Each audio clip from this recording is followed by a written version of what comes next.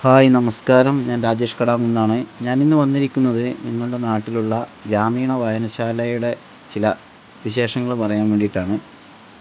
ഞങ്ങൾ വായനശാല വളരെ കാലം മുമ്പ് തന്നെ നമ്മുടെ നാട്ടിലുണ്ടായിട്ടുണ്ട് ഉള്ളതാണ്. പക്ഷേ അത് ഇപ്പം കുറച്ച് നാളായിട്ട് ഒന്നും ആരും വരികയോ പുസ്തകങ്ങൾ എടുക്കുകയോ പോകുകയൊന്നും ഇല്ലാതെ കുറേ കാലം അടച്ചിട്ടിട്ടുണ്ട്. ഇപ്പം നമ്മൾ പുതിയ ഭാരവാഹികളൊക്കെ വന്നതിന് ശേഷം വായനശാല നല്ല സൂപ്പറായിട്ട് കൊണ്ടുവരാൻ വേണ്ടി പോവുകയാണ്. അതിൻ്റെ ഭാഗമായി ഞങ്ങളുടെ പ്രവർത്തനത്തിൻ്റെ ഭാഗമായി എഫ് ഗ്രേഡ് ഉണ്ടായ വായനശാല ഞങ്ങളിപ്പോൾ ഡിയിലേക്ക് വന്നിട്ടുണ്ട്. ഇനിയിപ്പോൾ ഞങ്ങളുടെ ലക്ഷ്യം എന്ന് പറയുന്നത് എ ഗ്രേഡിലേക്ക് എത്തുക എന്നുള്ളതാണ്.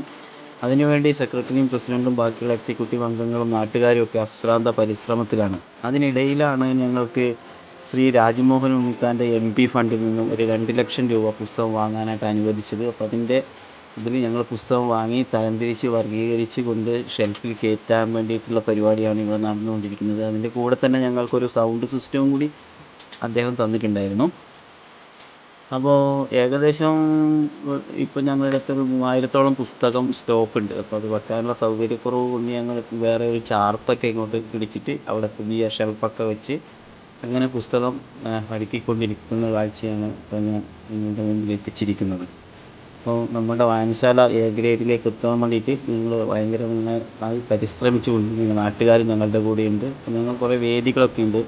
ബാലവേദിയുണ്ട്, വയോജന വേദിയുണ്ട്, വനിതാ വേദിയുണ്ട്. പിന്നെ ലൈബ്രറി കൗൺസിൽ പറയുന്ന എല്ലാ പരിപാടികളും ചെയ്ത് അതിൻ്റെ റിപ്പോർട്ടൊക്കെ അയച്ച് കൊടുത്തിട്ട് അങ്ങനെയാണ് ഞങ്ങൾ എഫിൽ നിന്ന് ഡിയിലെത്തിയത്. ഇനിയിപ്പോൾ ഞങ്ങൾ ആ ഡിയിൽ നിന്നും എങ്ങനെ ഞങ്ങൾ എയിലേക്ക് എത്താം എന്നുള്ള പരിശ്രമത്തിൻ്റെ ഫലമാണ് നിങ്ങളിപ്പോൾ കണ്ടുകൊണ്ടിരിക്കുന്നത്. നല്ല രീതിയിൽ തന്നെ ഞങ്ങളുടെ നാട്ടിൽ ഈ വായനശാല നടന്നു പോകുന്നുണ്ട്.